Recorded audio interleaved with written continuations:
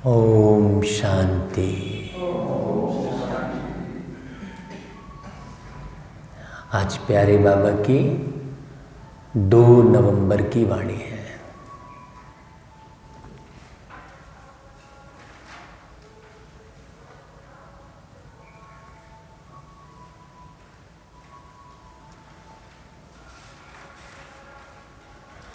हमको सबसे पहले ये समझना है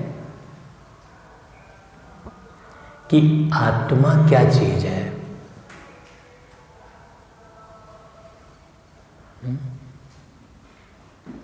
आत्मा क्या चीज है। आज आपको एकदम नई बात बताते हैं, बहुत क्लियर हो जाएगी एक एक बात। जब तक आत्मा को अच्छे से नहीं समझेंगे तब तक पुरुषार्थ आगे नहीं बढ़ेगा। बाबा ने अव्यक्त वाणियों में इसका बहुत अच्छा विश्लेषण किया है। वास्तव में बाबा की जो अव्यक्त वाणियाँ हैं उसमें सारे ग्रंथ आ जाते हैं। तो आत्मा क्या चीज़ है। जैसे अभी तक आपने समझा कि आत्मा अति सूक्ष्म बिंदु रूप है ना। बाबा की मुरलियों में आपने सुना कि 84 जन्मों का पार्ट भरा है। वो पार्ट बनाता कौन है।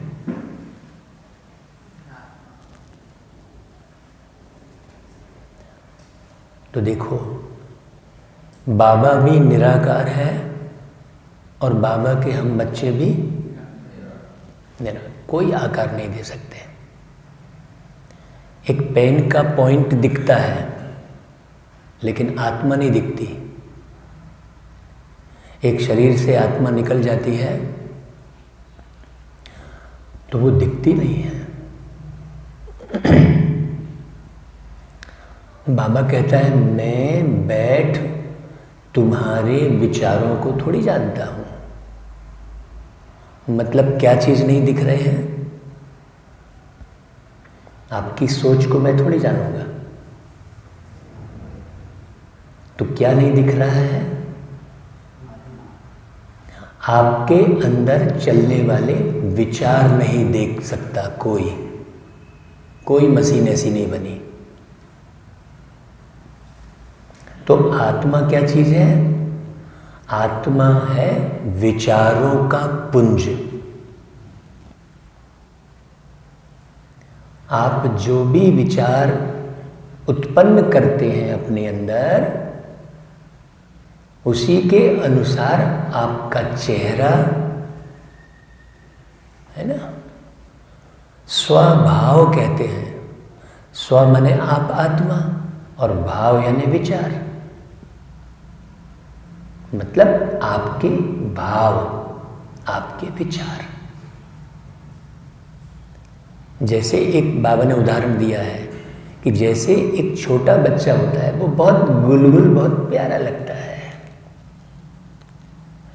तो छोटा बच्चा प्यारा, आप किस रूप में वो प्यारा लग रहा है। आप खिलाते हैं उसको। वास्तव में वो बच्चा आपको चेहरे से प्यारा लग रहा है।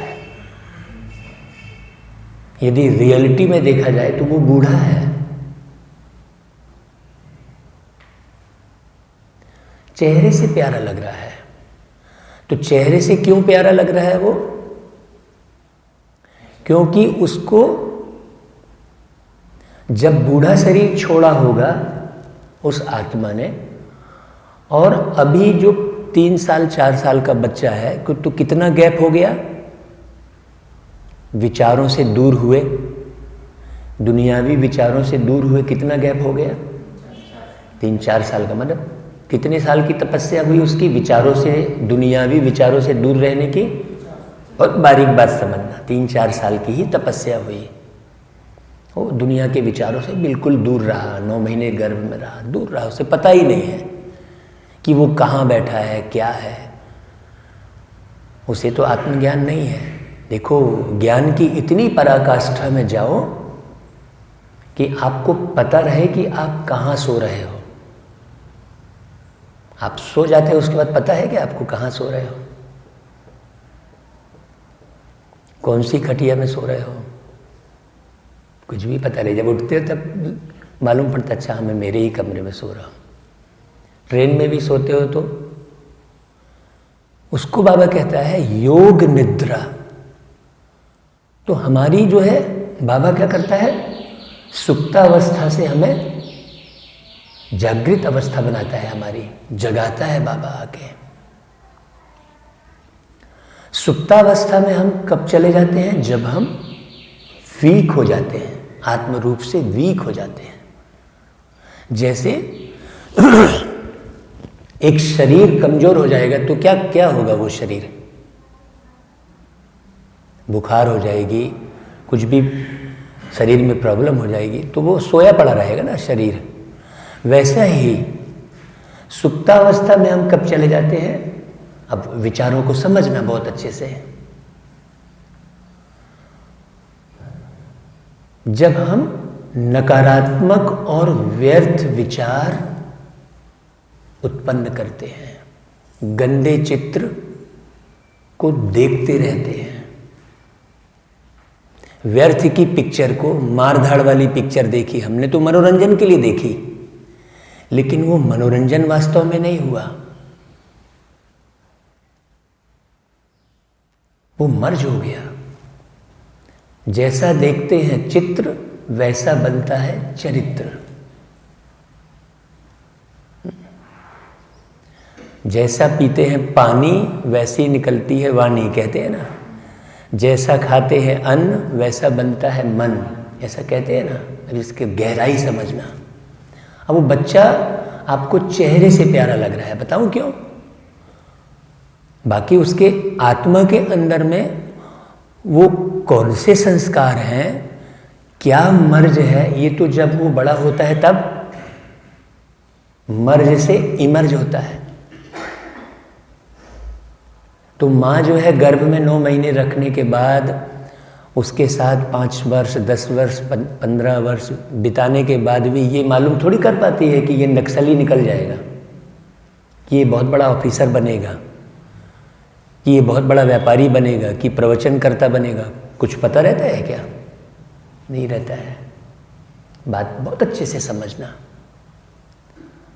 आप जो सोचते हैं, जैसे विचार आप अपने मन के अंदर में लाते हैं, वैसे ही आपका चेहरा बन जाता है। जैसा आप स्वभाव अपना बनाते हैं, मतलब स्वभाव का मतलब क्लियर हो गया ना।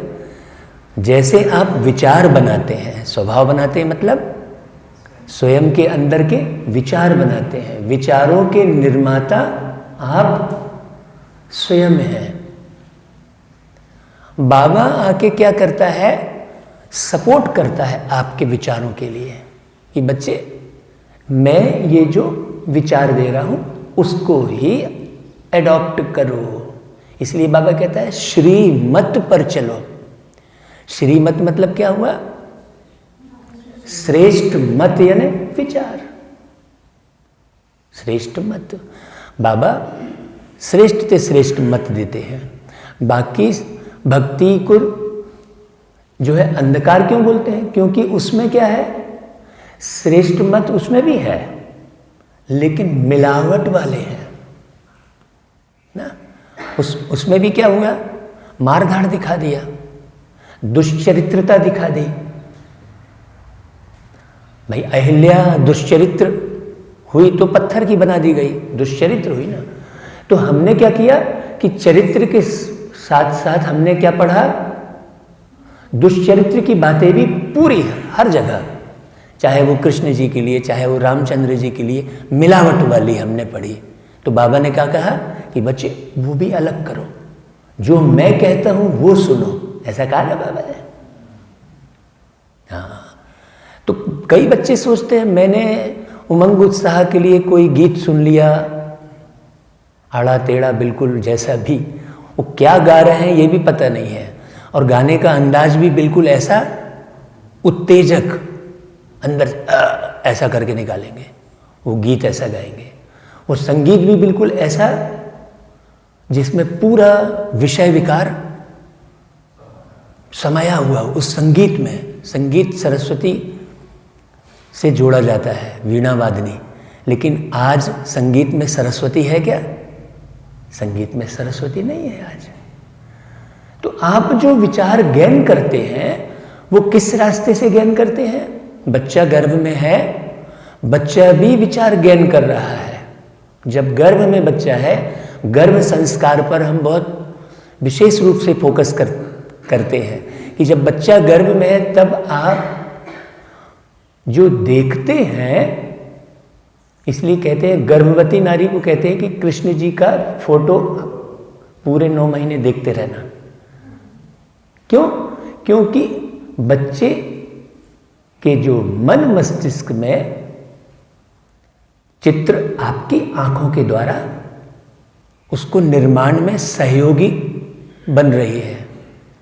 आप जो देख रहे हैं वो आपसे सहयोग ले रहा है, तो आप केवल उसे इस मुख के द्वारा अच्छा अच्छा खिला के बच्चा अच्छा रहेगा, केवल उस तरफ ध्यान देते हैं। तो मारधाड़ वाली पिक्चर भी देखते हैं उल्टी सीधी, तो उल्टे सीधे लोगों से व्यवहार भी करते हैं। आप ये ध्यान नहीं देते कि एक और आत्मा मेरे गर्भ में पल। फिर जब वो बच्चा पैदा होता है तो आप कहते हैं ये जन्म से ही बहुत शैतान था भाई।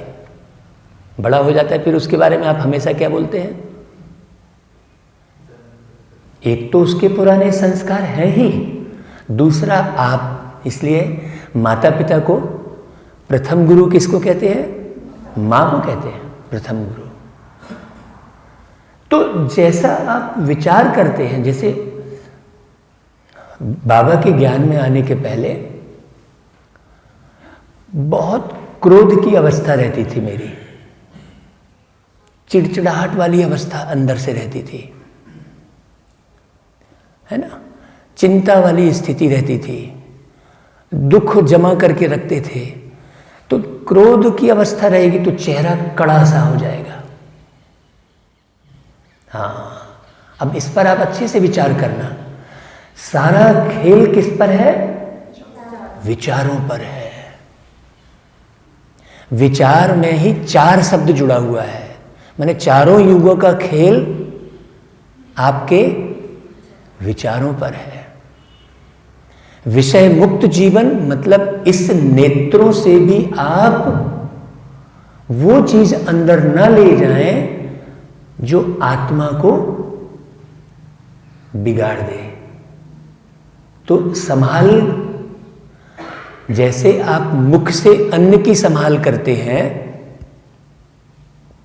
शुद्ध आरो का पानी पीने की कोशिश करते हैं, भोजन अच्छा लेते हैं, वैसे ही इन आंखों से जो आप देखते हैं वही रिकॉर्ड हो जाता है आत्मा में। अब ये शरीर एक टेप रिकॉर्ड की तरह आपको मिला है। शरीर एक टेप रिकॉर्ड हो गया जिसमें रिकॉर्डिंग भी चल रही है। जैसे टेप रिकॉर्ड में रिकॉर्डिंग की सुविधा भी होती है और प्ले भी हो रहा है।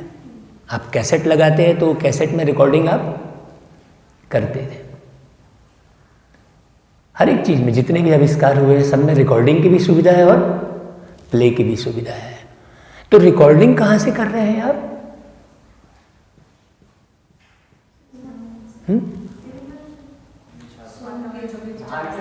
सुन के।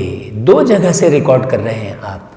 विचारों को आप, जो पुराने विचार संग्रहित हैं वो तो हैं ही।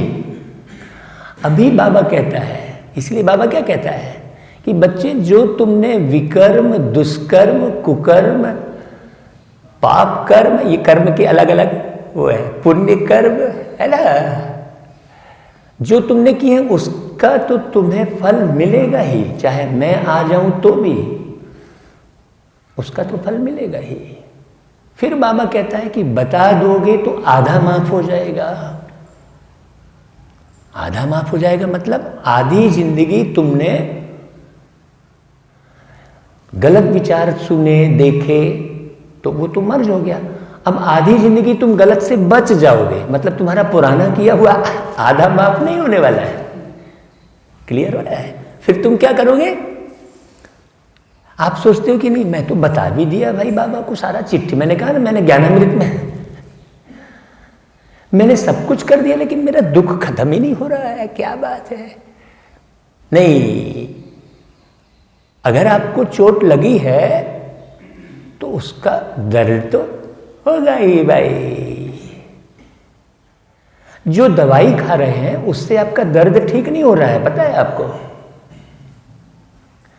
दवाई खाने से आपकी बीमारी ठीक नहीं हो रही है, बहुत ज्यादा भ्रम में है। प्रत्येक मनुष्य इतना भ्रमित है, इसलिए हम कहते हैं भ्रांति इतनी है इसलिए अशांति है। वो दवाई केवल एक बहाना बन जा रही है। मेरी मेडिकल की दुकान बंद करवाओगे? देखो आपकी चिंता हो रही है, ऐसा बहुत सारे डॉक्टरों के बीच में क्लास हुई हमारी। आप सोचना बहुत अच्छे से, मैंने डॉक्टरों के बीच में क्लास में कहा कि भाई आपकी ये जो टॉनिक है ये भोजन को पचाती है, ये आप गारंटी लेते हैं। तो जब टॉनिक में भोजन पचाने की क्षमता है तो आत्मा रहित शरीर में आप भोजन डालो पाइप के द्वारा और फिर टॉनिक डालो, क्या भोजन पचेगा? मैंने डॉक्टरों से पूछा। लाइव बर्थ हॉस्पिटल में एक है वहां पर बड़ी, वहां कार्यक्रम हुआ था डॉक्टरों के बीच में, तो सब चुप रह गए। तो अब आप सोचो भोजन कौन पचा रहा है? भोजन कौन पचा रहा है? आप पचा रहे हैं। आप दुनिया भर की भ्रांति में पड़े हुए हैं। सारा खेल आपके विचारों का है और ये विचार आप 84 जन्म से संग्रहित करते आ रहे हैं। अब आपने 1 साल ज्ञान में चला, 10 साल चला, विचार तो अंदर जो संग्रहित है, अभी तो आप थोड़ा थोड़ा ठीक करते आ रहे हो परसेंटेज वाइज। उसमें भी बाबा कहता है नंबर वार। तो कितनी कोताही बरत रहे हैं हम यहां आने के बाद भी। बाबा कहता है बच्चे बड़े भाग्य से तो तुम यहां आए हो, बड़े भाग्य से तो तुम मुझे मिले हो, और तुम अभी भी वो चुटकुले का आनंद लेने में लगे हो है? गीतों का आनंद लेने में लगे हो। इसलिए बाबा बीच में कहते हैं मुझे गीत कविता आदि कुछ नहीं। गीत जो है सेवा अर्थ, लेकिन मैं गीत से आनंद ले रहा हूं तो आपका परमानेंट आनंद नहीं रहेगा। आपको परमानंद से जुड़ना है ना, है ना। बाबा बहुत सावधानी देता है, एक एक शब्द में बाबा की शिक्षा के साथ सावधानियां भी हैं। तो आत्मा क्या हुई? आत्मा विचारों का पुंज है। अब आपके ऊपर डिपेंड करता है कि आप नेगेटिव विचारों के पुंज बन के शरीर से निकलेंगे, नेगेटिव और व्यर्थ विचारों के पुंज बन के शरीर से निकलेंगे, कि पॉजिटिव और समर्थ विचारों के पुंज बन के शरीर से निकलेंगे। 2 आपके ऑप्शन हैं। देखना और सुनने से आपका रिकॉर्ड हो रहा है कहां पर? आत्मा। बाबा उसको कई रूप में समझाता है, आत्मा रूपी बैटरी समझाता है कई रूप में, अलग अलग तरीके से। भाई कैसे भी तरीके से मेरे बच्चे समझे, ये आपके ऊपर डिपेंड करता है कि आपने कान किधर लगाया। महिमा मतलब मैं ही मां और कोई दूसरी मां नहीं, मैं ही मां। हर एक व्यक्ति अपने को मां समझकर कार्य करे, बाप समझकर कार्य करे कि मैं बाप हूँ। मेरी हैबिट मालूम क्या पड़ जाती है?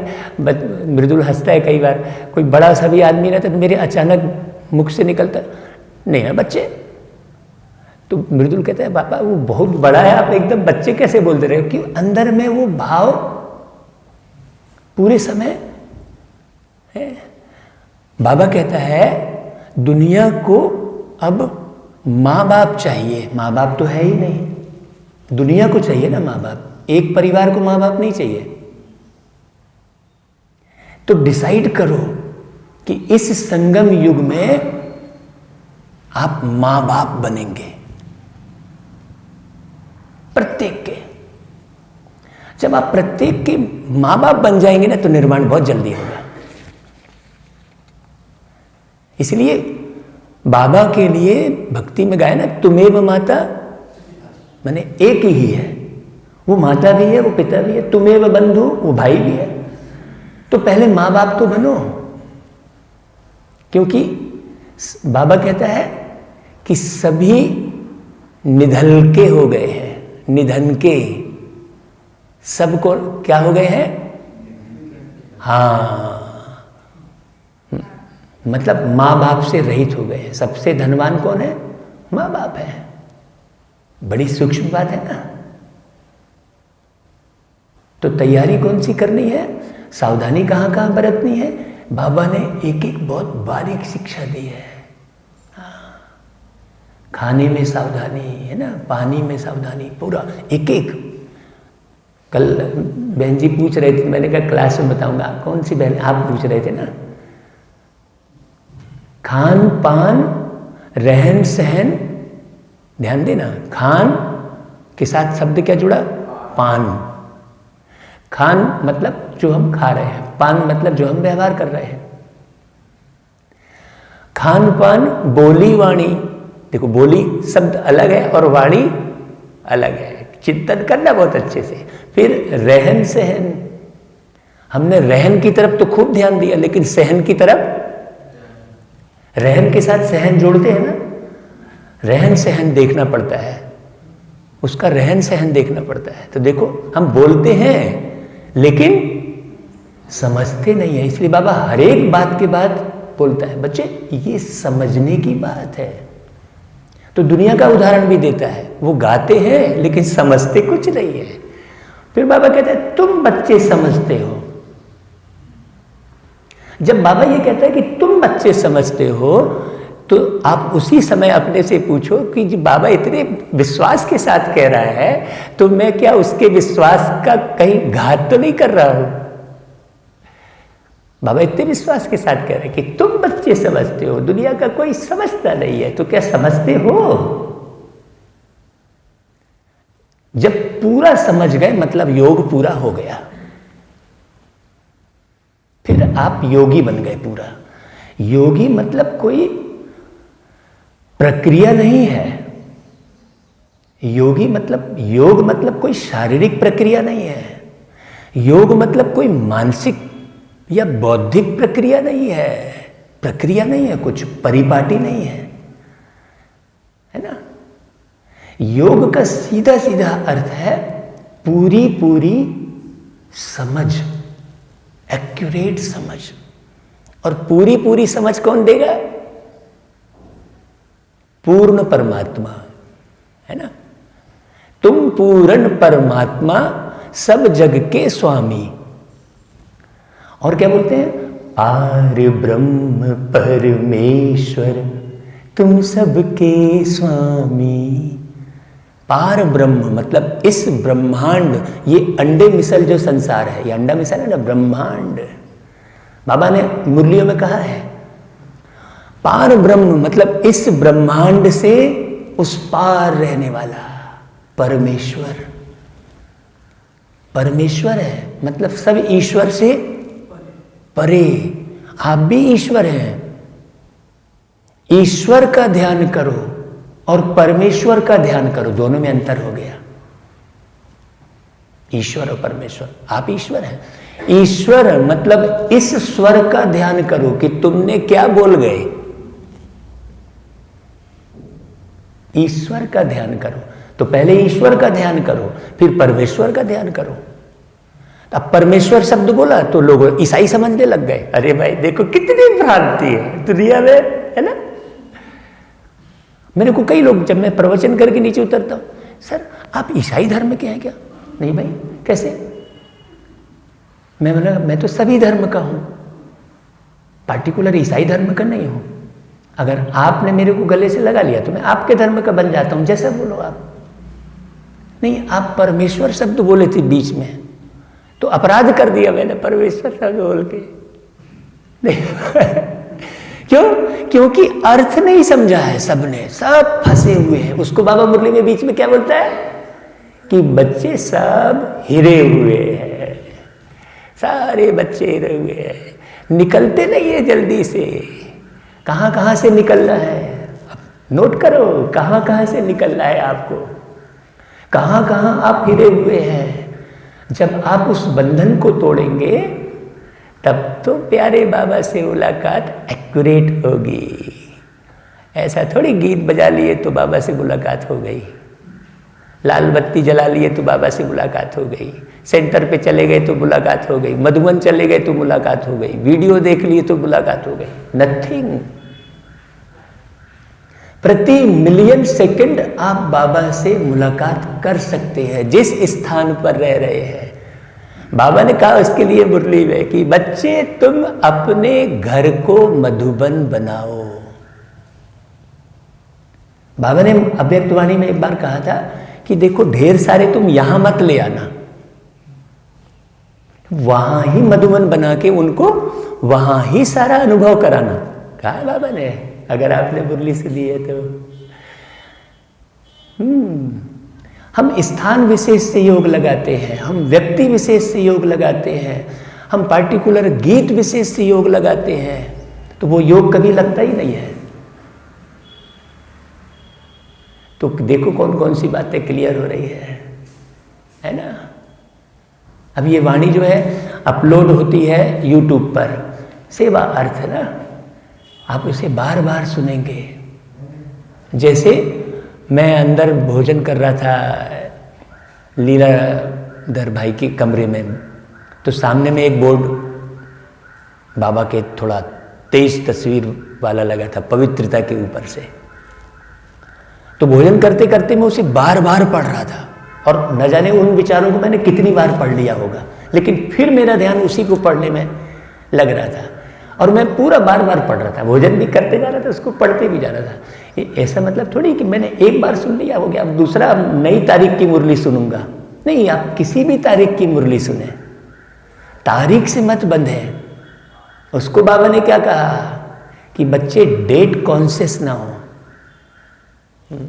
ना डेट कॉन्शियस ना डेथ कॉन्शियस। डेथ कॉन्शियस मतलब विनाश कब होगा, हम ये फिक्र में हैं। हम ये तारीख गिनते रहते हैं कि सन 2000 में विनाश हो जाएगा, अनाउंस कर दिए सन 2000 में विनाश हो जाएगा, तो क्या हो गया उसका, उसकी डिससर्विस हो गई। 2000 में विनाश हुआ नहीं। लोगों ने बोला ये ब्रह्मा कुमारी वाले झूठ बोलते हैं, फोकट डराते हैं। बाबा ने विनाश की डेट निश्चित की क्या? नहीं निश्चित की। बाबा ने कहा बच्चे तुम तैयार हो जाओगे तब तो पर्दा खोलूंगा। है? पर्दा कब खोलूंगा? पर्दे के पीछे सारे कलाकार तैयार हो रहे हैं और पर्दा खोलने वाले ने पर्दा खोल दिया, तो दर्शक लोग बोले ये क्या है? बाबा का इशारा है ना बहुत अच्छा, तो है एक एक बात समझने की।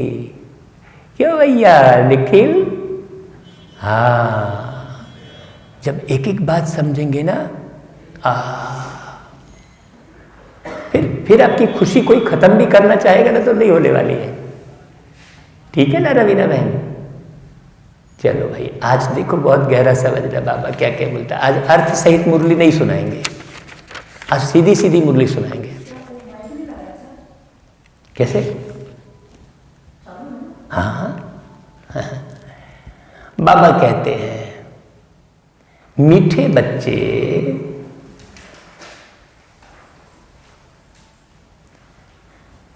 यह पुरुषोत्तम संगम युग है।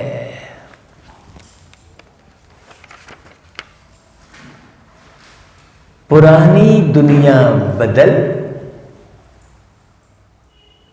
अब नई दुनिया बन रही है।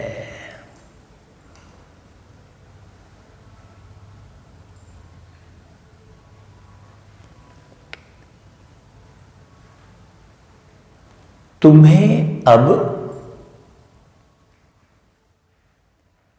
पुरुषार्थ कर उत्तम देव पद पाना है।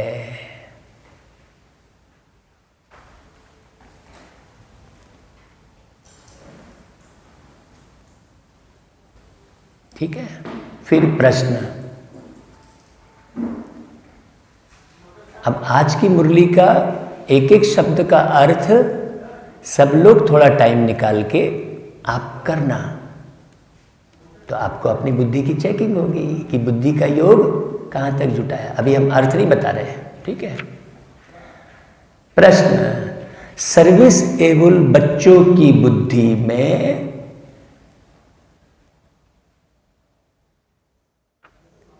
कौन सी बात सदैव याद रहती है?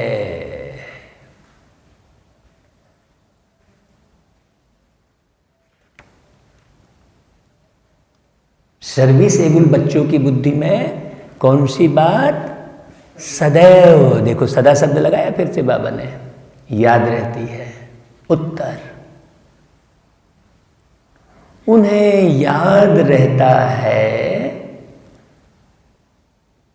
कि धन दिए धन ना खुटे। हाँ,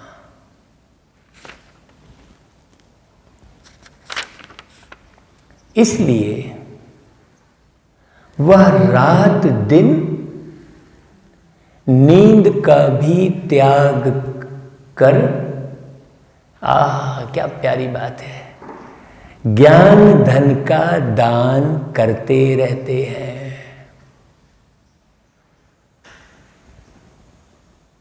थकते नहीं।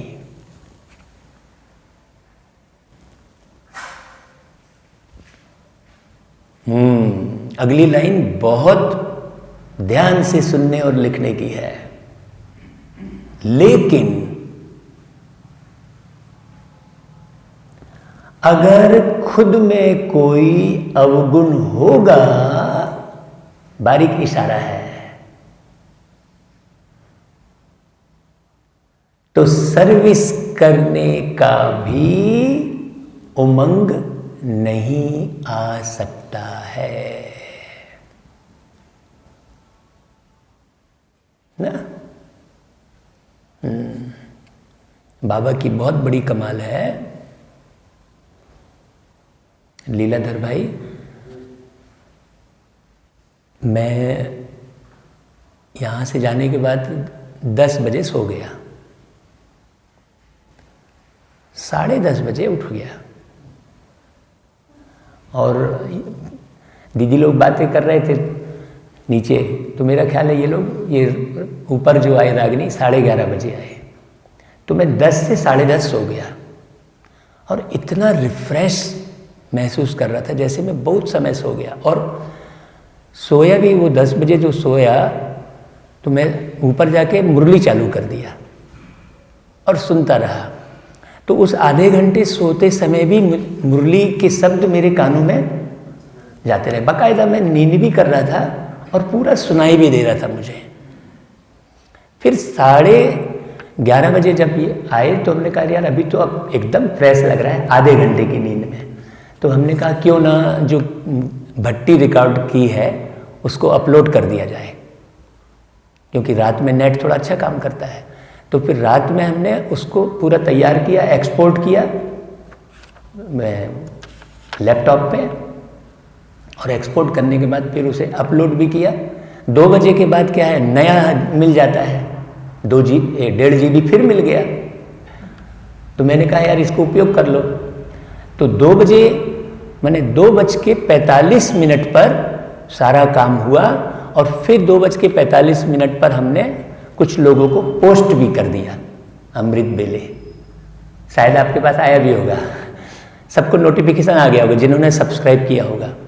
अब सोचो 10 से सोए कितने बजे, आधे घंटे, फिर 2:45 पर सोए, फिर उसके बाद नहाए धोए हैं, फ्रेश हुए, फिर थोड़ा बाबा ने कहा बच्चे अब थोड़ा विश्राम और कर ले, तो फिर सोए। तो मैंने कितने बजे नींद खुली, 6:24 पे।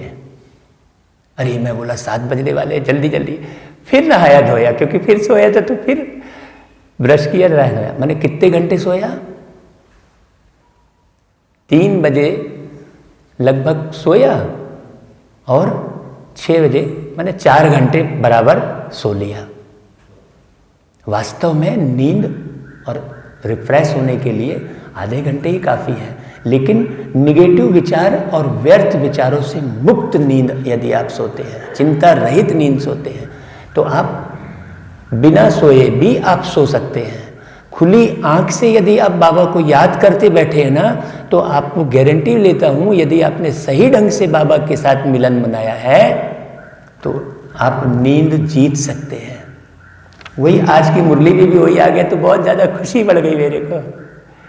बाबा ने कहा नींद का त्याग करके ज्ञान धन का दान करते रहते हैं, थकते नहीं है। तो मेरे को लगा वाह, मेरे को ही बाबा बात कर रहा है, क्योंकि वैसा जीवन बिताया, वो दिन बिताया, वो रात बिताई। कैसे बिताना है, मैं अपना अनुभव बीच में इसलिए शेयर कर रहा हूँ। निश्चिंत जीवन रहेगा, बाबा को पा लिया है। शाम को जब दीदी के साथ बैठे, फिर हमने कहा मैं थोड़ा चार्जर, लैपटॉप नीचे था, चार्जर लेने गए तो गीत बन गया। सोचो, मैं कोई गीत बनाने के मूड में नहीं, बाबा की याद कर रहा हूँ, गीत बन गया। मैं बोला यार गीत आ रहा है ऊपर से धुन के साथ, इसको रिकॉर्ड कर लो। तो मैं रिकॉर्ड करने लग गया ऊपर ही। अभी नहीं तो कभी नहीं। जो आपके संकल्प आ रहे हैं उसे तुरंत करो, तुरंत करो, क्योंकि वो गीत आपने सुना होगा, हमने गाया है, शुभ कर्म में न देरी करो, सांसों का भरोसा नहीं, जिंदगी को सफल अब करो, सांसों का भरोसा नहीं। है ना? उसमें अंतरे में आता है, क्या पता कब ये मन भी बदल जाए। मन को बड़ी मुश्किल से प्रेरणा मिलती है कि मुझे ये करना चाहिए, और आपने तुरंत नहीं किया तो बाहर जाके मन बदल गया। आपने सोचा कि मैं यज्ञ के इस कार्य के लिए इतना 1000 लगाऊंगा, बहुत अच्छा उमंग आया, फिर बाहर गए, अरे अभी तो मेरे बच्चे की पढ़ाई है, फटाक से चेंज हो गया। अरे मेरे को क्या मिलेगा उसमें, मैं धन लगाऊंगा तो मेरे को अवसर मिलेगा कि नहीं। मन चेंज होता चला गया। तो 2 लाख देने की बात सोचते सोचते वो 2 रुपए तक भी नहीं रह गया देने का। उसी को बाबा ने कहा, बच्चों को याद रहता है कि धन दिए धन ना घुटे। इसमें सारे धन की बात आ गई, इसमें ज्ञान धन की बात आ गई, स्थूल धन की बात आ गई, सेवा करने वाले जो धन है वो सेवा करना भी एक धन है, सारे धन की बात आ गई। तो बाबा कहता है ओम शांति। मीठे मीठे रूहानी बच्चों प्रति बाप बैठ समझाते हैं। बच्चे जानते हैं, परम पिता रोज रोज समझाते हैं। जैसे रोज रोज टीचर पढ़ाते हैं, बाप सिर्फ शिक्षा देंगे, संभालते रहेंगे, क्योंकि बाप के तो घर में ही बच्चे रहते हैं, माँ बाप साथ रहते हैं। यहां तो यह वंडरफुल बात है, रूहानी बाप के पास तुम रहते हो। दुनिया में कोई नहीं रहता रूहानी बाप के पास, तुम रहते हो रूहानी बाप के पास। एक तो रूहानी बाप के पास मूल वतन में रहते हो, परम धाम, मूल वतन, निर्वाण धाम, इसके बड़े गहन गंभीर अर्थ है। शांति धाम। फिर कल्प में एक ही बार बाप आते हैं बच्चों को वर्षा देने व पावन बनाने, सुख व शांति देने। तो जरूर नीचे आकर रहते होंगे ना वो बाप। इसमें ही मनुष्यों का मुंझारा है। हाँ, जैसे आप नीचे आकर एक शरीर रूपी घर में, एक ईंट पत्थर के घर में रहते हो ना, तो बाप भी तो नीचे आकर एक शरीर रूपी घर में रहेगा ना भाई। समझने की बात है। बाबा कहता है, गायन भी है, बूढ़ा ब्राह्मण बनकर कंचन महल की ओर। हम ऐसे गा गा के सुनाते हैं आम पब्लिक को, और फिर अर्थ बताते हैं कि बूढ़ा ब्राह्मण बनकर कंचन महल की ओर, माने बूढ़े तन में प्रवेश करते हैं, है ना। और कंचन महल, अभी लौह युग है, कलयुग क्या है, कल पुरुषों का युग है, कहते हैं ना, दुनिया वाले कहते हैं। तो लौह युग को कंचन महल की ओर, स्वर्ण, कंचन यानी स्वर्ण, स्वर्ण युग में बदल देते हैं। ये आरती में है, उन्हीं की आरती से उनको हम समझा सकते हैं कि तुम गा तो रहे हो पार ब्रह्म परमेश्वर, फिर ढूंढ यहां कहां रहे हो। तुम कह भी रहे हो पार ब्रह्म परमेश्वर तुम सबके स्वामी, और फिर तुम कह रहे हो कण कण में भगवान है। तो मैं कहता हूं कण कण में भगवान मत समझो, कण कण भगवान का है ये समझो। उल्टा हो गया ना, देखो, कण कण में भगवान और कण कण भगवान का है, किसमें फायदा है। मैं पूछता हूं आम पब्लिक से, तो वो सोचते हैं हाँ यार ये बात तो राइट है कि कण कण भगवान का है, वो ज्यादा फायदा है ना, उसमें मेरा अधिकार कहीं नहीं जाएगा। भाई कण कण भगवान का है तो मेरा पद खत्म हो गया, और कण कण में भगवान है तो मैं भटक गया। तब बताओ तुम भटकना चाहोगे है कि जिस बात में फंसे हो उससे निकलना चाहोगे। उसी में सुधार हो गया, एक शब्द में सुधार हो गया। कण कण में भगवान और कण कण भगवान का है, ईश्वर का है, परमात्मा का है। बाबा कहता है गायन भी है, साधारण तन में प्रवेश करते हैं। देखो बाबा ने गायन में कहा तो हमने वो गीत लाइन सुनाई ना, गायन भी है। बाबा उस तरफ इशारे कर रहे हैं।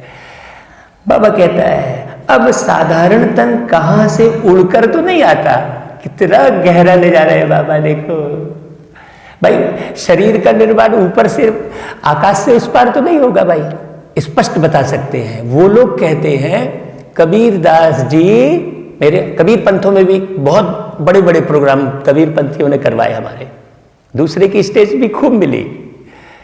तो हमने कहा कि भाई आप बता रहे हो कि शरीर ऊपर से कबीर दास जी आए और एक पत्ते में दिखाई दिए उनका बाल रूप, और हमारे हिंदू धर्म में कहते हैं कृष्ण जी पीपल के पत्ते में आकर ठहरे। तो हम कहते हैं भाई थोड़े ऊपर जाने के बाद हवा ही नहीं है, तो ऊपर जब आप कह रहे हो कि 5 तत्व से शरीर का निर्माण होता है, तो फिर ये शरीर कहां से निर्माण हो गया। हवा ही नहीं है तो फिर कहां से निर्माण हो गया ऊपर। सोचो, आप कुछ हजार फीट ऊपर जाते हैं, हम लंदन एरोप्लेन में जाते हैं, तो फिर वो एरोप्लेन बहुत क्रैश होने का खतरा खत्म हो जाता है। क्रैश कब तक होता है, जब तक वो हवा के साथ है, और हवा से ऊपर चला गया तो फिर तो पोलार है ना, तो वो स्पीड भागता है फिर, क्योंकि हवा ही रोकती है, वो स्पीड भागता है। इसलिए आप 4 घंटे में कहां से कहां पहुंच जाते हो। तो ऊपर कहां से निर्माण होता है। तब वो सोच में पड़े, हाँ भाई जब 5 तत्वों का शरीर, एक तरफ तुम ये ज्ञान सुना रहे हो, कबीरदास जी की वाणी में है, 5 तत्व का बना शरीरा, ऐसा करके कबीरदास जी की वाणी में है। बड़ी वंडरफुल बात है कि सारे बंद धर्म के लोग जुड़े हमारे साथ, और सब किताबें गिफ्ट में की है हमको, तो सबको पढ़ने का अवसर मिल गया। कबीरदास जी ने कहा एक ही घाट से आए और हो गए 12 बाट। तो वो घाट कौन सा है ये नहीं बताया किसी ने, वो घाट कौन सा है। एक एक बात स्पष्ट है। जब हमको एक एक बात स्पष्ट हो जाती है ना, तो फिर हम निश्चय बुद्धि हो जाते हैं, फिर हम मुरली मिस नहीं करेंगे। तो बाबा कहते हैं उड़कर तो नहीं आता ना। बाबा ने ये बात बोली तो मुझे वो बात फिर याद आ गई। जरूर मनुष्य के तन में ही आते हो। सो भी बताते हैं मैं इस तन में प्रवेश करता हूं। तुम बच्चे भी अब समझते हो बाप हमको स्वर्ग का वर्षा देने आए हैं। ये समझते हो कि बाप हमको स्वर्ग का वर्षा देने आए हैं, आपके झगड़े निपटाने नहीं आए हैं, आपका पेट दर्द ठीक करने नहीं आए हैं। ये बात अच्छे से भर लो, अच्छे से। बाप हमको स्वर्ग का वर्षा देने आए, तो स्वर्ग ले लो और बाप को फंसाओ मत इधर उधर। नहीं, हम बाप को भी फंसा देते हैं। बाप हमारी परिस्थिति ठीक करने नहीं आए हैं, स्पष्ट बोल रहा है भाई मैं पावन बनाने आया हूं और स्वर्ग का वर्षा देने आया हूं। सीधी सी बात है? अब केले बेचने वाले से तुम बोलोगे भैया मेरे को चावल दे दे, तो कहां से देगा वो? सबका अलग अलग पार्ट है। बाबा कहता है, एक शब्द फिर लगा देता है, क्या कहता है बाबा? सबका अलग अलग पार्ट है। उसमें एक शब्द फिर बोलता है बाबा मेरा भी पार्ट है। तो हमें यह भी समझ में आना चाहिए कि बाबा का क्या पार्ट है ना? हमें ये आस नहीं रखनी चाहिए कि मैं बाबा को याद करूंगा तो मेरी बीमारी ठीक हो जाएगी। नहीं, बाबा फिर मुरली में कहता है कि बच्चे ये तो तुम्हारा कर्म भोग है, ये तुम्हारा कर्म भोग है, उसे मैं ठीक नहीं करूंगा। तो देखो एक शब्द में कितनी बातें आ गई, कितनी गहरी समझने की बात आ गई। बाबा कहता है जरूर हम लायक नहीं हैं, पतित बन गए हैं। सब कहते भी हैं हे पतित पावन आओ, आकर हम पतितों को पावन बनाओ। बाप कहते हैं मुझे कल्प कल्प पतितों को पावन करने की ड्यूटी मिली हुई है। देखा कैसा बोलता है बाबा? हाँ, हे बच्चों देखो अब इस पतित दुनिया को पावन बनाना है, माने उसमें तुम सहयोग करो। पुरानी दुनिया को पतित, नई दुनिया को पावन कहेंगे। मैं अपने बच्चों को कहता हूँ, रागिनी को कहता हूँ, तुम मेरा बिल्कुल सहयोग नहीं कर रहे हो, जबकि सारा सहयोग करते हैं वो।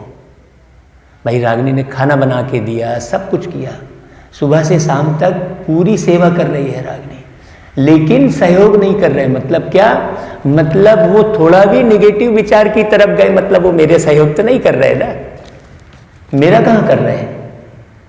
ये तो मेरे शरीर का सहयोग कर रहे हैं ना, इसको तुमने खिलाया पिलाया। मुझ आत्मा का सहयोग कहाँ किया? अगर तुमने निगेटिव विचार किया, दुखी हुए, अशांत हुए, अंदर से कोई दूसरे विचार चलाए, तो सहयोगी कहलाए क्या? तो बाबा को कौन सा सहयोग चाहिए, ये समझना बहुत अच्छे से। वही बाबा कहता है अब इस पतित दुनिया को पावन बनाना है। बच्चे पुरानी दुनिया को पतित और नई दुनिया को पावन कहेंगे। गोया पुरानी दुनिया को नया बनाने बाप आए हैं। कलयुग को तो कोई भी नई दुनिया नहीं कहेंगे। यह तो समझने की बात है। आ गई वही लाइन। कलयुग है पुरानी दुनिया, बाप भी आएंगे जरूर पुराने और नए के संगम पर। जब कहां भी तुम यह समझाते हो तो बोलो यह पुरुषोत्तम संगम युग है, बाप आया हुआ है। हाँ, तो कहानी सुनाई थी ना हमने तोता वाली। हाँ, तो ऐसे हमने खूब पर्चे छपवा दिए, एरोप्लेन से गिरा दिए, बाप आया है, बाप आया है। कैसे समझेंगे भाई बाप आया है? पर्चे छपाने से समझ जाएंगे क्या? वो तो एक लोगों को चलो बुलाने का माध्यम है। बड़ी गहरी बात है इसमें। तुम लोगों को बोलो तो इसमें क्या गहराई है समझना। सारी दुनिया में ऐसा कोई मनुष्य नहीं जिसको यह पता हो कि यह पुरुषोत्तम संगम युग है। जरूर तुम संगम युग पर हो तब तो समझाते हो। अब अगली लाइन फिर क्या बोल दी बाबा ने? जरूर तुम संगम युग पर हो तो हो हमेशा।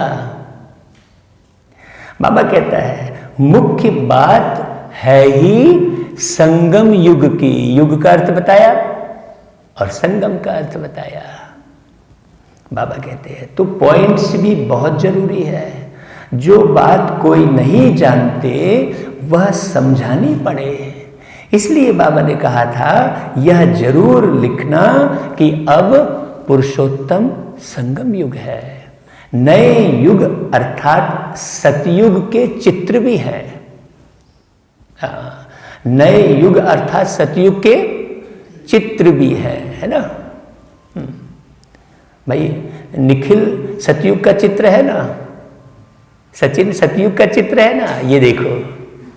हाँ, बाबा कहता है मनुष्य कैसे समझे कि यह लक्ष्मी नारायण सतयुगी दुनिया के मालिक है। एक लाइन फिर जोड़ दी बाबा ने, मनुष्य कैसे समझे? चित्र दिखाने से समझेंगे? कागज का? उनके ऊपर अक्षर जरूर चाहिए। पुरुषोत्तम संगम युग यह जरूर लिखना है क्योंकि यही मुख्य बात है। मनुष्य समझते हैं कलयुग में अभी बहुत वर्ष पड़े हैं। हाँ, उनकी ये समझ कब खत्म होगी ये भी गौर करना।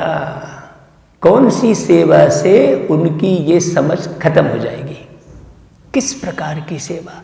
बाबा कहता है बच्चे मैं तुम्हें पढ़ा रहा हूं, तुम विचार तो करो कि कैसी सेवा से परिवर्तन होगा। बिल्कुल ही घोर अंधियारे में है तो समझाना पड़े नई दुनिया के मालिक यह लक्ष्मी नारायण है। यह है पूरी निशानी। तुम कहते हो इस राज्य की स्थापना हो रही है। गीत भी है नवयुग आया अज्ञान नींद से जागो। यह तुम जानते हो अब संगम युग है, इनको नवयुग नहीं कहेंगे। संगम को संगम युग ही कहा जाता है। यह है पुरुषोत्तम संगम युग। आज बाबा एक शब्द को कितनी बार रिपीट कर रहे हैं? इसका मतलब वो क्या समझाना चाह रहे हैं आप गौर करना। जबकि पुरानी दुनिया खत्म हो नई दुनिया स्थापन हो रही है। ये लाइन भी कितनी बार आई आप मुरली पढ़ना तो उतनी बार बाबा ने क्यों बोला? हाँ, बाबा कहते हैं मनुष्य से देवता बन रहे हैं, राजयोग सीख रहे हैं। देवताओं में भी उत्तम पद है ही इन लक्ष्मी नारायण का। यह भी है तो मनुष्य, इनमें दैवी गुण है, इसलिए देवी देवता कहा जाता है। सबसे उत्तम गुण है पवित्रता का। तब तो मनुष्य देवताओं के आगे जाकर माथा टेकते हैं, लेकिन माथा तो टेकते हैं लेकिन उन्हें यह नहीं मालूम है कि इनमें और हम में अंतर क्या है। यह सब पॉइंट्स बुद्धि में धारण उनको होगी जो सर्विस करते रहते हैं। कहा जाता है धन दिए धन ना खुटे। बहुत समझानी मिलती रहती है, समझानी तो बहुत मिलती है, लेकिन उस समझ को हमने मर्ज कितना किया है आत्मा में। नॉलेज तो बहुत सहज है परंतु कोई में धारणा अच्छी होती है, कोई में नहीं होती है। अब धारणा किस में अच्छी होगी वो बात भी लाइन बोल दी बाबा ने। किस में अच्छी होगी जी? जो सर्विस में लगे रहेंगे। हाँ, अब सर्विस में भी कैसे लगे रहेंगे? फॉर्मेलिटी बतौर नहीं, पूरा डूब के सर्विस में लगे रहेंगे।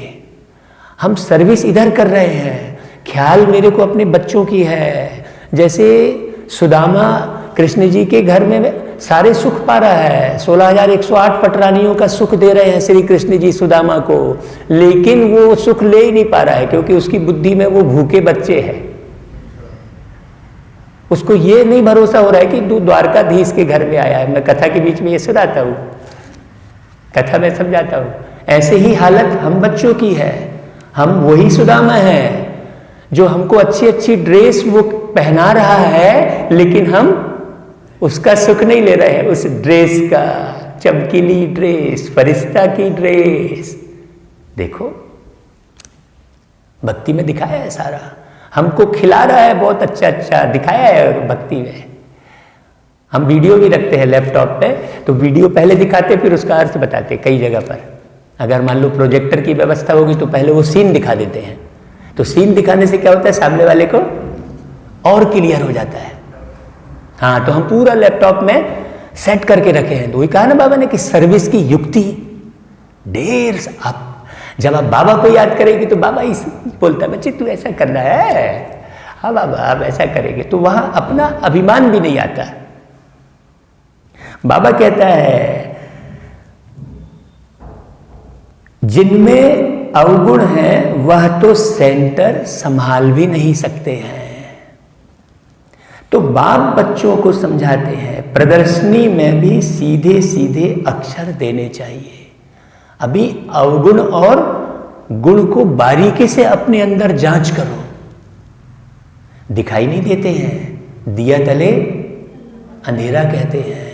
हाँ, पुरुषोत्तम संगम युग तो मुख्य समझाना चाहिए। इस संगम पर आदि सनातन देवी देवता धर्म की स्थापना हो रही है।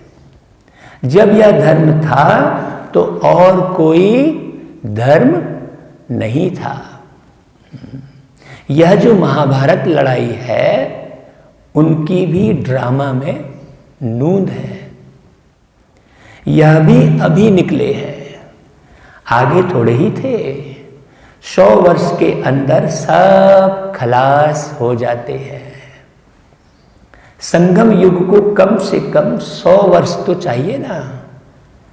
सारी नई दुनिया बननी है। न्यू दिल्ली बनाने में कितना वर्ष लगेगा? जैसे बाबा ने ये 100 वर्ष की बात बोली, और मुरलियों में बीच बीच में बाबा ने एक कुछ बातें ऐसे बोली है कि 70 वर्ष से ज्ञान में जो चलने वाले हैं उससे 7 दिन वाला आगे निकल जाता है। अब आप 100 वर्ष की काउंटिंग समझ जाना कि बाबा 100 वर्ष किसको बोल रहे हैं, क्योंकि बाबा लाइन पे लाइन जोड़ते हैं। समझना आपको है, पुरुषार्थ इसी बात का तो है। सभी कुछ बाबा कर देगा तो फिर आप क्या करोगे? होमवर्क तो देगा ना बाबा। बाबा कहता है तुम समझते हो भारत में ही नई दुनिया होती है, फिर पुरानी दुनिया खलास हो जाती है। कुछ तो रहती है ना, प्रलय तो होती नहीं। यह सब बातें बुद्धि में है। अभी है संगम युग। नई दुनिया में जरूर यह देवी देवता थे, फिर यही होंगे। नई दुनिया में कोई दूसरा नहीं होगा। देने वाला ही नई दुनिया में जाएगा, लेने वाला नहीं। अब देखो देने वाले हो कि लेने वाले हो। बाबा कहता है यह सब बातें अभी संगम युग की है। यह है राजयोग की पढ़ाई। अगर कोई डिटेल में नहीं समझा सकते हैं तो सिर्फ एक बात बोलो, परम पिता परमात्मा जो सबका बाप है उनको तो सब याद करते हैं। वह हम सब बच्चों को कहते हैं तुम पतित बन पड़े हो। हाँ, ये बात समझानी है। इसको गहराई से उसको समझ में आ जाए कि हाँ भाई वो पतित है। पुकारते भी हो ना, हे पतित पावन आओ। बरोबर कलयुग में है पतित, संगम युग में पावन होते हैं। अब परमपिता परमात्मा कहते हैं देह सहित यह सब पतित संबंध छोड़ मामेकम याद करो तो पावन बन जाएंगे। तो संबंध छोड़ना मैंने साकार में थोड़ी छोड़ देना है, बात तो आत्मा की चल रही है ना। तो आप साकार छोड़ने का काय पुरुषार्थ करते हैं? शरीर से अलग क्यों होते हो? संबंध छोड़ मतलब हम घर छोड़ दिए। बहुत सारे लोग घर छोड़ के है अलग कमरा बना लिया, भैया मेरी बहू से नहीं पट रही है, वो खाना बनाती है उसमें लहसुन प्याज डाल देती है, तो मैंने अलग चूल्हा बना लिया। तो बोले ये जब से ब्रह्मा कुमारी में गई इसी तरीके से कर रही है। तो बाबा कहता है पुरुषोत्तम संगम युग, मतलब बड़ी गहरी बात है ना इसमें। हम ऐसा पुरुषार्थ करें जो उसको पूरा समझ में आ जाए। बाबा कहता है यह गीता के ही अक्षर है भी गीता का युग। गीता संगम युग पर ही गाई हुई थी जबकि विनाश हुआ था। बाप ने राजयोग सिखाया था, राजाई स्थापन हुई थी, फिर जरूर होगी। यह सब रूहानी बाप समझाते हैं ना। चलो इस तन में ना आए और कोई में भी आए, समझानी तो बाप की ही है ना। चलो आप इस तन से, ये चेहरा पसंद नहीं आ रहा है आपको, देखो बाबा कितना कैसी मेहनत कर रहा है बाबा। मेरे को तो बाबा की मेहनत दिखती है भाई, बाकी इस दुनिया में मेरे को किसी की मेहनत नहीं दिखती। जितनी मेहनत बाबा करता है मुझे बाबा पे बहुत प्यार आता है। ऐसा लगता है बाबा आप कितनी मेहनत कर रहे हो और हम बन नहीं रहे हैं।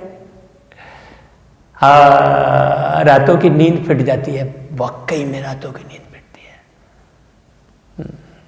ये रात है ही, वो आपने गीत सुना ना, हो गई है शाम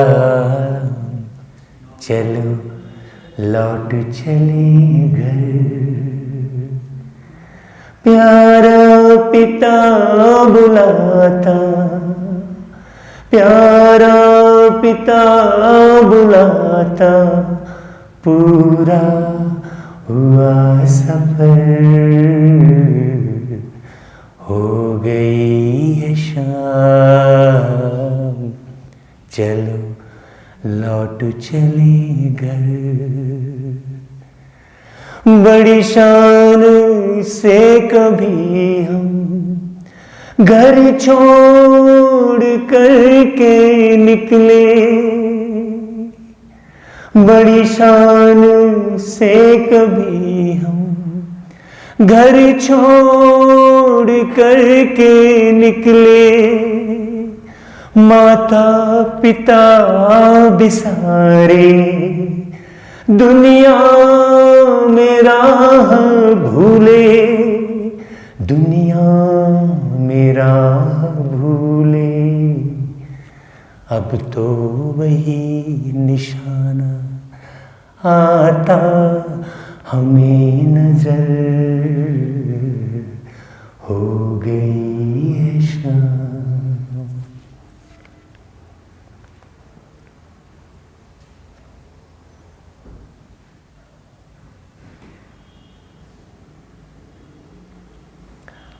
ओम शांति। तो बाबा कहते हैं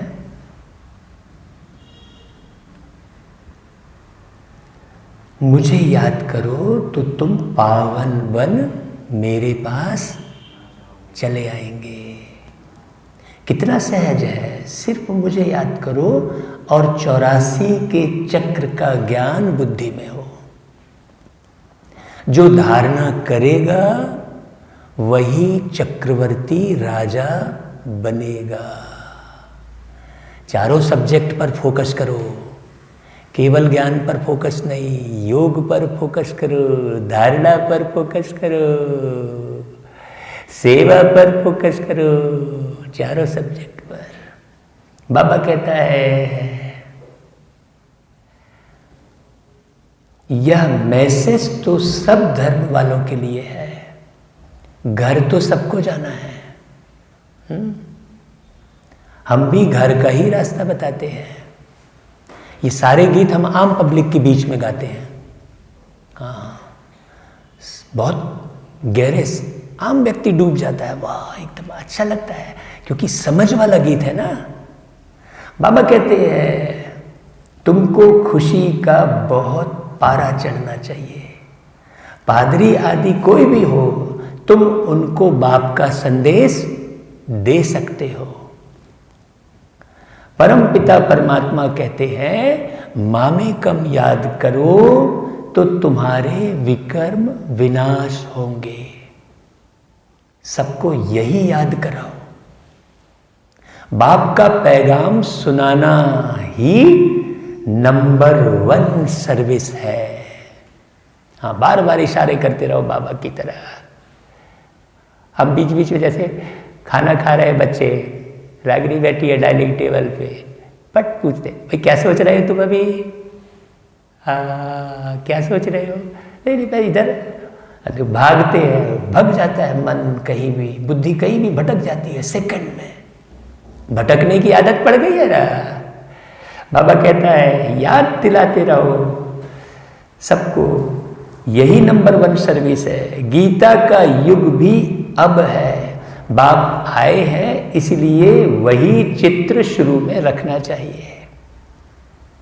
जो समझते हैं हम बाप का पैगाम दे सकते हैं तो तैयार रहना चाहिए। भाई हाथ खड़ा करो, भाई बाबा हाथ खड़ा करवाता है। बाप का पैगाम हम दे सकते हैं, वैसे तैयार रहना चाहिए। तो तैयार हुए हैं हम बाप का पैगाम देने के लिए। तैयार रहना। लीलाधर भाई की तो लीला हमने बहुत अच्छी देखी यहाँ पर। मैं लीलाधर भाई को ना भाई नहीं समझता, बहन जी समझता हूँ। लीलाधर बहन जी, ओम शांति, ऐसा बन रहा है। कितना सुंदर खाना बनाते भाई। रागिनी फेल है। मैं दूसरी शादी लीलाधर भाई से करने जा रहा हूँ भाई।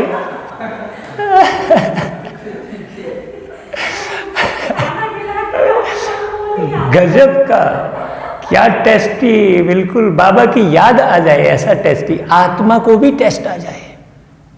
गजब का स्वाद, स्वाद माना स्व की याद। हाँ, खाना ऐसा हो जो स्व की याद आ जाए।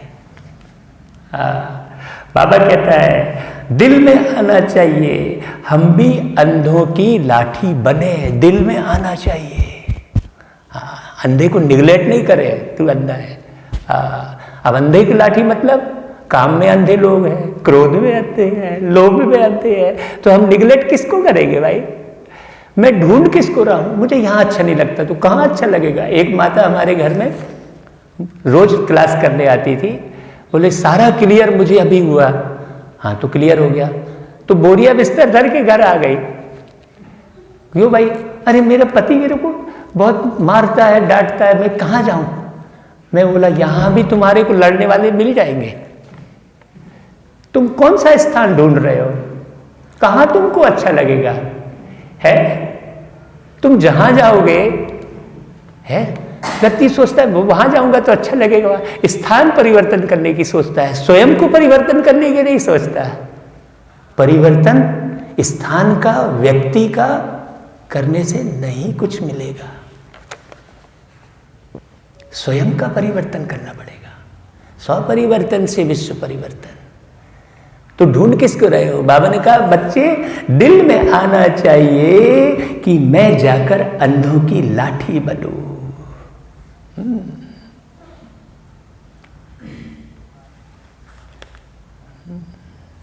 यह पैगाम तो कोई को भी दे सकते हो। बीके का नाम सुनकर ही डरते हैं। हाँ अब कोई हमारी ऑफिस में अगड़म बगड़म, मैंने ऑफिस में लिख रखा है ये दुकान नहीं कर्म योग कक्ष है। हमने ऑफिस में एक बोर्ड लगाया हुआ है, यहां व्यर्थ और नकारात्मक बातें न करें।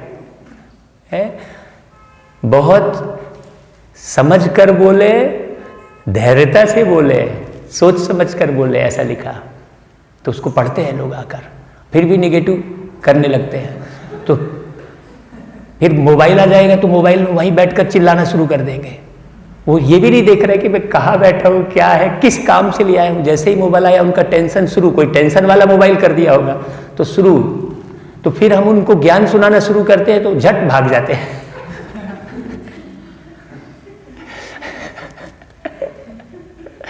फिर हम बाबा का ज्ञान सुनाना शुरू, अच्छा मैं चलता हूँ, पहले बकड़ बकड़ करते रहेंगे, इधर की निंदा उधर की, आप जानते हैं राजेश भाई, आप ऐसे जानते हैं, उसको जानते हैं उसको, तो फिर मैं ज्ञान सुनाना शुरू करता हूँ। मैं उनको ये नहीं बोलता भाई ये मत बोलो, ज्ञान सुनाना शुरू, अच्छा मैं चलता हूँ बोलते हैं, फिर वही बाबा कह रहा है। तो भगाने का जो नकारात्मकता से बचने का तरीका क्या है? बाबा का ज्ञान। अब बहुत अच्छा बाबा अनुभव कराता है भाई। बाबा कहता है बोलो, हम सिर्फ बाप का पैगाम देते हैं। परम पिता परमात्मा कहते हैं मुझे याद करो बस। हम किसकी ग्लानि नहीं करते हैं। देखो अगली लाइन वही आ गई, देखो है, बाप कहते हैं मामेकम याद करो, मैं ऊंचते ऊंच पतित पावन हूं। भाई ऐसा कोई बोलेगा क्या? कोई मनुष्य बोलेगा कि मैं ऊंचते ऊंच पतित पावन हूं? ये बोल बता रहे हैं ना कि कौन बोल रहा है। बाबा कहते हैं मुझे याद करने से तुम्हारे विकर्म विनाश होंगे, यह नोट करो। बाबा कहता है यह नोट करो, यह बहुत काम की चीज है। हाथ पर व बाह पर अक्षर लिखाते हैं ना, यह भी लिख दो। इतना सिर्फ बताया तो भी रहमदिल कल्याणकारी बने। अब एक भाई ने वो गोदना होता है ना, उससे लिखा, अपने हाथ में लिखा दिया है। मुरली सुनी होगी कभी कि हाथ पर लिख दो, तो उन्होंने क्या किया? तो भाई हाथ तुम्हारा कौन सा है? ये हाथ है, तुम्हारा ओरिजिनल हाथ कौन सा है? मान लो किसी एक्सीडेंट में ये हाथ कट गया, तब बुद्धि रूपी हाथ। बात बारीक है। इतना सिर्फ बताया, अपने से प्रण करना चाहिए, सर्विस जरूर करनी है, फिर आदत पड़ जाएगी। यहां भी तुम समझा सकते हो, चित्र दे सकते हो। यह है पैगाम देने की चीज। लाखों बन जाएंगे, घर घर में जाकर पैगाम देना है। पैसा कोई दे ना दे, बोलो बाप तो है ही गरीब नवाज। हमारा फर्ज है घर घर में पैगाम देना। यह बाप दादा, इनसे यह वर्षा मिलता है। 84 जन्म यह लेंगे, इनका यह अंतिम जन्म है। हम ब्राह्मण हैं सो फिर देवता बनेंगे। ब्रह्मा भी ब्राह्मण है, प्रजापिता ब्रह्मा अकेला तो नहीं होगा ना, जरूर ब्राह्मण वंशावली भी होगी। ब्रह्माशु विष्णु देवता, ब्राह्मण है चोटी, वही देवता क्षत्रिय वैश्य शूद्र बनते हैं ना। अब यहां पर जाति की बात नहीं है, बात कौन सी है? कर्म की बात है, सारा विचार की बात है। सबसे पहला कर्म कौन सा बताया? सोचना सबसे पहला कर्म है। कोई जरूर निकलेंगे जो तुम्हारी बातों को समझेंगे। पुरुष भी सर्विस कर सकते हैं। सवेरे उठकर मनुष्य जब दुकान खोलते हैं तो कहते हैं सुबह का साईं। तुम भी सवेरे सवेरे जाकर बाप का पैगाम सुनाओ। बोलो तुम्हारा धंधा बहुत अच्छा होगा। हाँ, हम ऐसा बोलते हैं। हाँ, अभी हम जब मुरली भेजते हैं ना तो उसमें लिख देते हैं ये मुरली तुम 5 बार सुनोगे तो तुम्हारे घर से नेगेटिव एनर्जी भाग जाएगी, ऐसा लिखते हैं। तुम्हारा धंधा अच्छा चलने लग जाएगा। तो क्योंकि उनकी बुद्धि धंधे में है तो वो लिखते हैं। तो फिर वो मुरली 5 बार, कई हमने जब ये मैसेज लिख कर भेजा तो वो मुरली के घंटे बढ़ गए सुनने के। आम पब्लिक ने मुरली सुनी। अब कहा ना ये मंत्र तुम 108 बार जपो, तो जपने लग गए। तो तुम्हारी मुरली भी पढ़ने लग जाएंगे। युक्ति चाहिए। जब मुरली पढ़ेंगे और अर्थ सहित मुरली सुनेंगे तो उसका इफेक्ट अलग आएगा। तो ये जो मुरली बाबा रिकॉर्ड करवा रहे हैं ये शुरू हुई आपके कोरोना काल में। तो भावार्थ सहित मुरली आम पब्लिक के पास जा रही है और ब्राह्मण बच्चों से ज़्यादा हमने रिजल्ट पाई है। वो लोग रोज मुरली सुन रहे हैं। कवियों का संगठन बनाया, तो कविता बने सरिता करके कार्यक्रम किया, तो नए नए सब कवियों को जोड़ा, फिर धीरे से मुरली भेजना शुरू किया। पहले उनका वीडियो बनाकर उनको खुश किए प्रकाशित करके। तो बाबा कहता है सेवा की युक्तियां बहुत अच्छी अच्छी निकालो। तो बाबा कहते हैं तुम साईं को याद करो तो 21 जन्म का वर्षा मिलेगा। अमृत बेले का टाइम अच्छा होता है।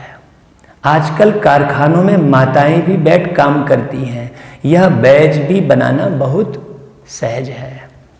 तुम बच्चों को तो रात दिन सर्विस में लग जाना चाहिए, नींद हराम कर देनी चाहिए। हाँ, बाप का परिचय मिलने से मनुष्य धड़ के बन जाते हैं।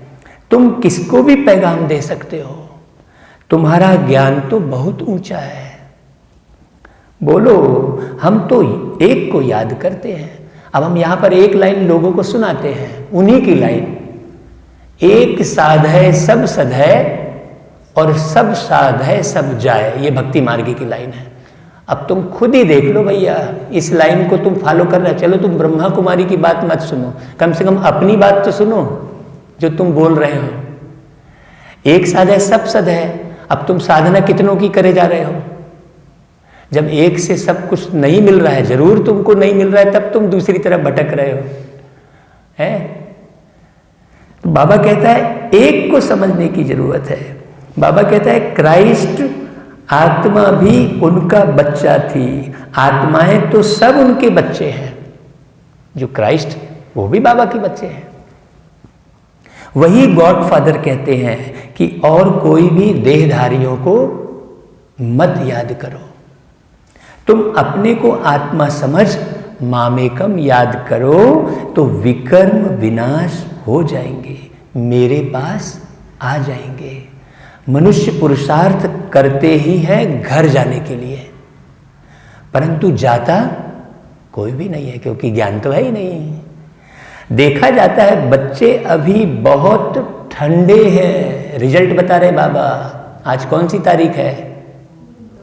2/11/2020 को मुरली चलाकर बाबा कह रहे हैं कि देखा जाता है बच्चे अभी बहुत ठंडे हैं। आज की रिजल्ट बता रहे बाबा हमको। देखो इतनी मेहनत पहुंचती नहीं, बहाना करते रहते हैं। इसमें बहुत सहन भी करना होता है। धर्म स्थापक को कितना सहन करना पड़ता है। अब खीले गड़े कि नहीं गड़े दिखाते हैं ना। बाबा ने ऊपर क्राइस्ट का उदाहरण दिया, फिर सहन करने की बात बता रहे हैं। पैर में खीले गड़ाए, लेकिन वो परमेश्वर की सेवा रोका क्या? सोचने की बात है। क्राइस्ट के लिए भी कहते हैं उनको क्रॉस पर चढ़ाया। तुम्हारा काम है सबको संदेश देना। अब तुम थोड़ी सी किसी कोई कांटा लगाता है तो तुम विचलित हो जाते हो, वहां तो स्थूल में पूरा उसके शरीर को, है ना। युक्तियां बाबा बताते रहते हैं। कोई सर्विस नहीं करते हैं तो बाबा समझते हैं, धारणा नहीं होगी। बाबा राय देते हैं कैसे पैगाम दो। ट्रेन में भी तुम यह पैगाम देते रहो। बाबा की बहुत बड़ी कमाल है। रिजर्वेशन सीट पर हम जाते थे, लेकिन खोजते रहते थे कहाँ कहाँ बैठा, कौन बैठा है। सारे बोगी में घूमते रहते थे। इतना नशा। किसी को गीत सुना के आकर्षित कर लिया तो गीत जैसे ही सुनाया ट्रेन में तो दूसरे कंपार्टमेंट के भी आ गए और भीड़ लग गई बढ़िया। अब हो गई क्लास शुरू वहां पर बढ़िया। क्यों भाई रागनी, है ना। बाबा कहता है तुम जानते हो हम स्वर्ग में जाते हैं, कोई शांति धाम में भी जाएंगे ना। रास्ता तो तुम ही बता सकते हो। तुम ब्राह्मणों को ही जाना चाहिए, है तो बहुत। ब्राह्मणों को कहाँ तो रखेंगे ना, नहीं तो फिर ब्राह्मणों का काम क्या है? खाली मुरली सुनना, ब्रह्मा भोजन करना, मुरली सुनना, बस पड़े रहना, ऐसा है क्या? अच्छा अच्छा बढ़िया। और ब्रह्मा भोजन सीसी वाला भोजन ब्रह्मा भोजन है जो पूरे जीव जल जाए। नहीं भाई, वास्तव में मिर्च भी तमो प्रधान है, हम आपको बता दें। हाँ, लाल मिर्च तमो प्रधान है। आप लाल मिर्च वहाँ सतयुग में थोड़ी मिर्च होगी, सोचने की बात है। बाबा कहता है ब्राह्मण देवता क्षत्रिय, देखो बाबा ने क्या बोला, ब्राह्मणों को कहाँ तो रखेंगे ना भाई प्रजापिता ब्रह्मा की औलाद तो जरूर होंगे ना, आदि में है ही ब्राह्मण, तुम ब्राह्मण हो ऊंचे थे ऊंच, वह ब्राह्मण है कुख वंशावली, ब्राह्मण तो जरूर चाहिए ना, नहीं तो प्रजापिता ब्रह्मा के बच्चे ब्राह्मण कहाँ गए। ब्राह्मणों को तुम बैठ समझाओ तो वह झट समझ जाएंगे। बोलो तुम भी ब्राह्मण हो, हम भी अपने को ब्राह्मण कहलाते हैं, अब बताओ तुम्हारा धर्म स्थापन करने वाला कौन, पूछो। हाँ हम बोलते हैं लोगों को, हाँ बताओ भाई मुस्लिम धर्म का धर्म स्थापक कौन, तो बोलेंगे हजरत मोहम्मद पैगंबर, सिख धर्म का गुरु नानक जी, ईसाई धर्म का, क्रिश्चियन धर्म का ईसा, अब हिंदू धर्म का कौन भाई, तो चुप हो जाते, हाँ भाई तो हिंदू कोई धर्म ही नहीं है, स्पष्ट होता है। फिर मुस्लिम धर्म वाले को जाकर, हमारी एक किताब निकली थी उसमें कृष्ण जी की तस्वीर छपाई थी, तो वो हाँ अब ये तो मालूम नहीं पड़ता ये मुस्लिम है कि क्या है, तो सारे मुस्लिम भाई लोग ही थे, तो वो किताब दिखा, अरे ये हमारे काम की नहीं है। बोले क्यों भाई तुम्हारे काम की क्यों नहीं, अरे ये तुम्हारा कृष्ण छपा है, क्यों तुम कौन से धर्म के हो, तो बोले मैं, हम लोग सब जितने आपसे मिल रहे हैं भैया हम लोग सब मुस्लिम धर्म के हैं। तो हमने कहा भैया आपके जो धर्म पिता हैं वो कौन है, तो बोले हजरत मोहम्मद पैगंबर। मैं बोला वो कौन से धर्म के थे, अरे वो कौन से धर्म के थे मतलब, मैं बोला जब वो उन्हीं ने स्थापना की ना धर्म की स्थापना, तो हजरत मोहम्मद पैगंबर, तो वो जरूर दूसरे धर्म के होंगे ना, तब तो मुस्लिम धर्म की स्थापना की। अबाक रह गए, अच्छा जहां जन्म लिए होंगे तब तो मुस्लिम धर्म नहीं होगा, तो जिस घर में जन्म लिए होंगे वो तो उसी धर्म के कहलाएंगे ना। हाँ तब बताओ, क्लियर हो गया उनको। तो ये काहे को भेद कर रहे हो, इसमें किसी धर्म विशेष की बात नहीं है, इसे पढ़ो अच्छे से तब क्लियर होगा। बाबा के ज्ञान को पूरी अलग से किताब बनाई, उसका नाम रखा मन मंथन, एकदम सरल शब्दों में, रात भर जाग के खुद से कंप्यूटर टाइपिंग करके फिर वो किताब निकाली। तो वो किताब इतनी फेमस हुई कि 4 प्रकाशकों ने अपनी तरफ से निकाला, दिल्ली से निकली, रायपुर के कई प्रकाशकों ने निकाली, ऐसा चला। दैनिक भास्कर ने छपवा के फिर उसको फ्री में बंटवाई। हाँ मेरी भावना थी उसमें, वो लिखा था उसमें कि ऐसी कुछ व्यवस्था हो जाए तो ये किताब सबको फ्री में पहुंच जाए। तो वो व्यवस्था भी, वो संकल्प भी बाबा ने, दैनिक भास्कर का मेन व्यक्ति आया दुकान पर और कहा भाई हमने आपकी किताब पढ़ी है, इंदौर से आपकी खबर आई है। वो किताब इंदौर आ गई थी और वो दैनिक भास्कर के मुख्य संपादक के पास पहुंच गई थी। उन्होंने पढ़ी तो उन्होंने फिर रायपुर जो है पता लगाकर बोले पता लगाओ भाई उसका हम किताब निकालेंगे करके, ऐसे ऑटोमेटिक से वो हुई। अब वो किताब बहुत ज़्यादा चली। फिर बाबा कहता है तुमको रात दिन सर्विस में लग जाना चाहिए। बाबा कहता है अब बताओ तुम्हारा धर्म स्थापन करने वाला कौन, वही मुस्लिम धर्म की बात आ गई। ब्रह्मा के सिवाय कोई नाम ही नहीं लेंगे, तुम ट्रायल कर देखो, ब्राह्मणों के भी बहुत बड़े बड़े कुल होते हैं, उनमें भी जो है कई पार्ट हो गए हैं, कान्यकुंज ब्राह्मण और क्या क्या बहुत सारे अलग अलग हैं। बाबा कहता है पुजारी ब्राह्मण तो ढेर हैं, अजमेर में ढेर बच्चे जाते हैं, कभी कोई ने समाचार नहीं दिया कि हम ब्राह्मणों से मिले। उनसे पूछा तुम्हारा धर्म स्थापन करने वाला कौन, कभी किसी ब्राह्मण से पूछा ब्राह्मण धर्म किसने स्थापन किया। बहुत प्यारी बात, आज सर्विस की बहुत नई युक्ति बता रहे हैं बाबा। तुमको तो मालूम है सच्चे ब्राह्मण कौन है, तुम बहुतों का कल्याण कर सकते हो, यात्राओं पर भक्त ही जाते हैं, यह चित्र तो बहुत अच्छा है लक्ष्मी नारायण का।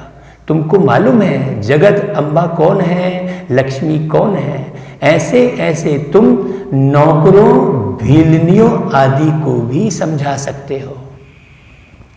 तुम्हारे बगैर तो कोई है नहीं जो उन्हों को सुनाए। अब उनकी तरफ तो किसी का ध्यान ही नहीं जाएगा।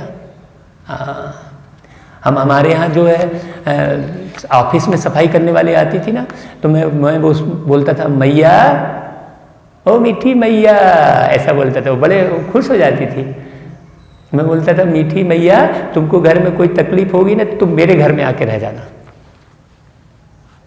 भाई पहले प्यार देंगे ना, अपना बनाना, पहले अपना बनाओ, फिर वो तुम्हारी सब बात मानेगा। मूल बात है, मूल ज्ञान क्या है? अपना बनाना। बाबा कहता है तुम्हारे बगैर उनको कौन सुनाएगा भाई। बहुत रहम दिल बनना है। बोलो तुम भी पावन बन पावन दुनिया में जा सकते हो। अपने को आत्मा समझो, शिव बाबा को याद करो। शौक बहुत होना चाहिए सर्विस का, किसको भी रास्ता बताने का। जो खुद याद करते होंगे वही दूसरों को याद कराने का पुरुषार्थ करेंगे। बहुत बारीक बात है। बाप तो नहीं जाकर बात करेंगे ना, या तो तुम बच्चों का काम है, गरीबों का भी कल्याण करना है। बेचारे बहुत सुखी हो जाएंगे। थोड़ा याद करने से प्रजा में भी आ जाएं तो वह भी अच्छा है ना। अगर सतयुग की प्रजा में भी आ गए तो बाबा कहता है यह धर्म तो बहुत सुख देने वाला है। दिन प्रतिदिन तुम्हारा आवाज जोर से निकलेगा। सबको यही पैगाम देते रहो, अपने को आत्मा समझ, बाप को याद करो। तुम मीठे मीठे बच्चे पद्मा पदम भाग्यशाली हो, जबकि महिमा सुनते हो इनकॉग्निटो वॉरियर्स। तुमको अननोन वॉरियर्स कहेंगे और कोई अननोन वॉरियर्स हो नहीं सकता। तुम्हारा देलवाड़ा मंदिर पूरा यादगार है, दिल लेने वाले का परिवार है ना। महावीर महावीरनी और उनकी औलाद यह पूरा पूरा तीर्थ है, काशी से भी ऊंची जगह हुई। अच्छा भाई, फिर बाबा याद प्यार देता है। मीठे मीठे सिकिल दे बच्चों प्रति मात पिता बाप दादा का याद प्यार और गुड मॉर्निंग। रूहानी बाप की रूहानी बच्चों को नमस्ते। हम रूहानी बच्चों की रूहानी मात पिता बाप दादा को याद प्यार गुड मॉर्निंग और सदा रहो, जल्दी बनो। अच्छा भाई, फिर सार। घर घर में जाकर बाप का पैगाम देना है।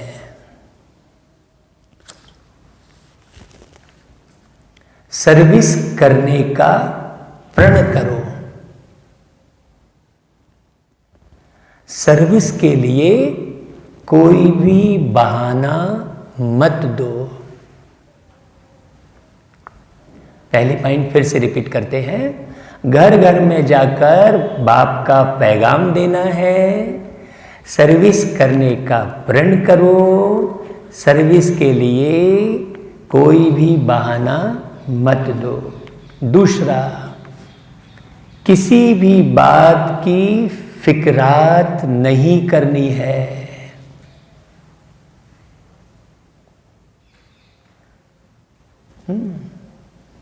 गुप्त खुशी में रहना है।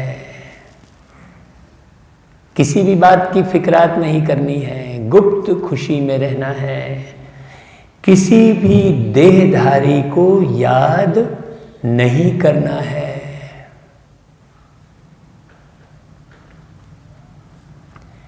एक बाप की याद में रहना है।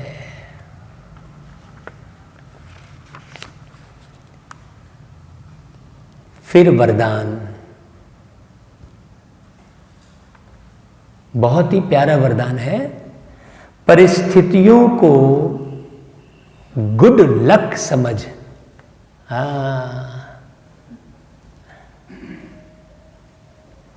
अपने निश्चय के फाउंडेशन को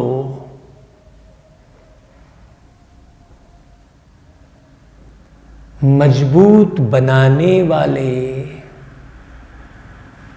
अचल अडोल भव। फिर से वरदान रिपीट करते हैं। परिस्थितियों को गुड लक समझ अपने निश्चय के फाउंडेशन को मजबूत बनाने वाले अचल अडोल भव। फिर डिटेल है, डिटेल भी लिखते हैं, डिटेल भी लिखते हैं कि सब लोग? अच्छा, कोई भी परिस्थिति आए तो आप हाई जंप दे दो।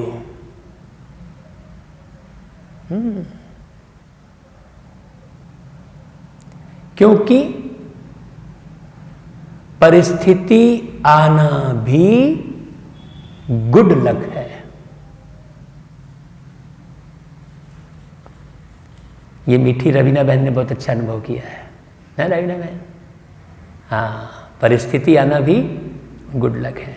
यह निश्चय के फाउंडेशन को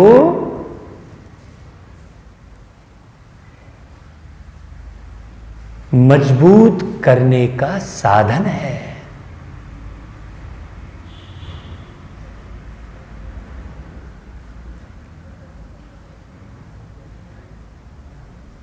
आप जब एक बारी अंगद के समान मजबूत हो जाएंगे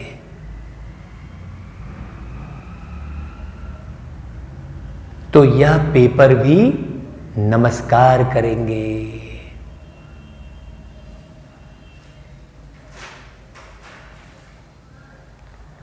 पहले विकराल रूप में आएंगे और फिर दासी बन जाएंगे।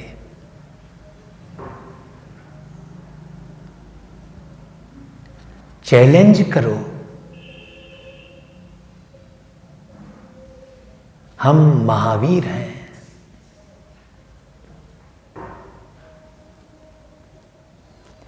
जैसे पानी के ऊपर लकीर ठहर नहीं सकती,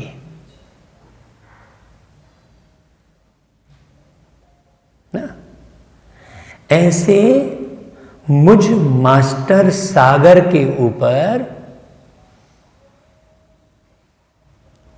कोई परिस्थिति वार कर नहीं सकती।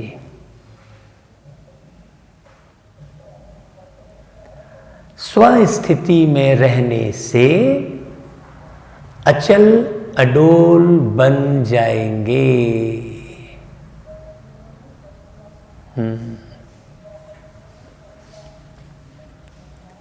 फिर स्लोगन है, नॉलेजफुल वह है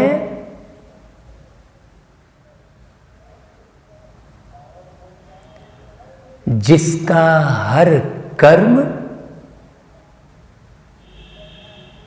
श्रेष्ठ और सफल हो।